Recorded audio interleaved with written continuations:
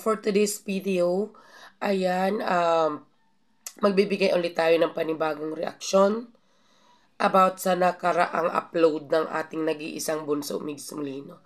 So bago po ako mag-proceed, ayan, sana mabuti po kayong mabuti po kayong kalagayan saan man kayo naroon, okay? So ngayon lang ulit ako nakapag-upload kasi hindi na muna tayo makakapag-live, ayan.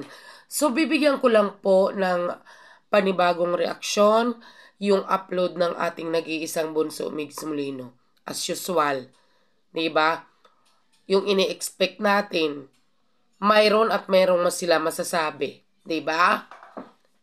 Mayroon at mayroon silang masasabi pag nabanggit ni Bunso ang pangalan ng namayapa, di ba?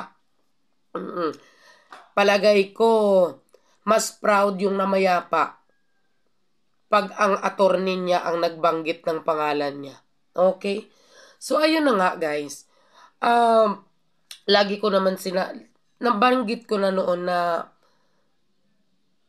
hindi na yun pupunta doon ang ating bunso, Migs Molino. Hindi dahil sa ayaw niya dalawin, kundi pag pumunta siya doon or hindi, may issue. Kaya, kita mo, di ba? Hindi siya nagpunta doon. May issue. Di ba? Kitang-kita naman natin. At saka, ang importante kay Bunso Migs Molino ay hindi niya nakakalimutan yung nag-iisang aling maliit. Nakatatak na yan sa kanyang puso habang buhay. Yun ang sinabi niya sa mga interview niya. Di ba? So, sino pa ba ang gaganahan na pumunta kung saan nakahimlay ang ating aling maliit? Sa kabila ng pang-aalipusta, pambibintang, pangbabalahura, lahat-lahat na sa loob ng 2 taon. Sa bagay ngayon, medyo naglaylo sila dahil may nakaamba na reklamo sa kanila na dapat nilang harapin. So, ayun na nga, tayo naman, tama naman yung sinabi ni Bunso. Kahit saan, pwedeng magtirik, pwedeng mag-alay ng bulaklak. Ang importante, hindi niya nakakalimutan at forever nang nakatatak sa kanyang puso. Diba? So, nakaka-proud nga lang eh. Nakaka-proud lang na doon siya inilagay kung saan naroon yung kanyang mga yumaong mahal sa buhay. So, it means, party na ang aling maliit sa Molino family. Diba? Mas maganda pa yun dun. Mapayapa. Walang ingay. Diba? At alam natin na ang aling maliit ay nakatawa na nakamasid sa kanyang attorney. Diba? Kitang-kita natin kung paano nandoon pa rin kahit nasabihin natin na 97% naka-move on na ang ating bunso. Kasi last year hindi yan siya nag-vlog kung saan siya nag-alay, di ba? So ngayon, matapang na. Kumbaga, kayang-kaya na niya. Di ba? Kayang-kaya na niya nabanggitin yung aling maliit.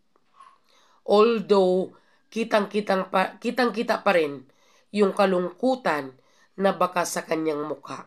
Pero, ang nakakatuwa doon ay, kumbaga, kaya na niya. Kaya na niya na i-vlog, di ba? So, kumbaga, hindi na siya masyadong affected. So, nag-react naman yung kabilang barangay, ginagamit daw. Sino ba ang nanggagamit? Di ba? Si Bunso mas may karapatan na banggitin yung taong yun. Bakit? Kasi nung nabubuhay pa yung aling maliit, sobrang proud siya sa kanyang attorney.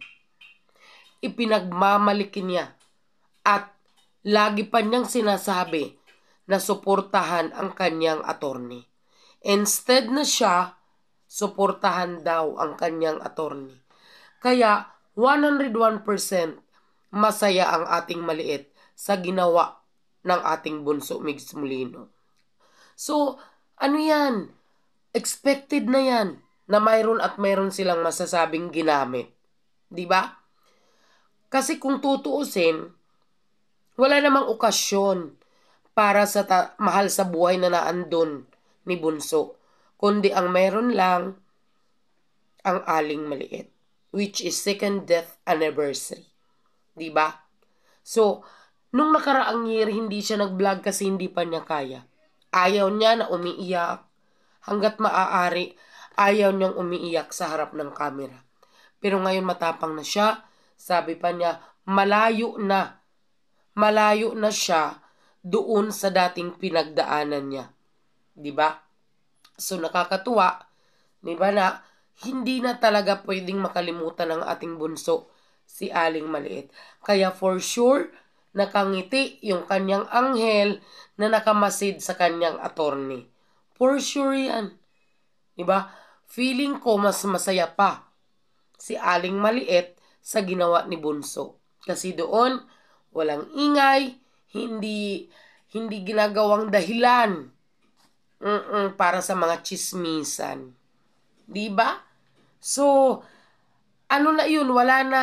Kumbaga manhid na yan si Bunso kung ano man yung mga narinig niya, sabing ginagamit. Bakit sa palagay ba nila? Hindi ba nila ginagamit? Si Bunso nga isang beses lang kanina lang. Ay nung pag-alay lang niya ng bulaklak. Sila, 2 years. 2 years na nilang ginagamit yun. Diba? Imbis na ipagdasal, pinagkakapirahan.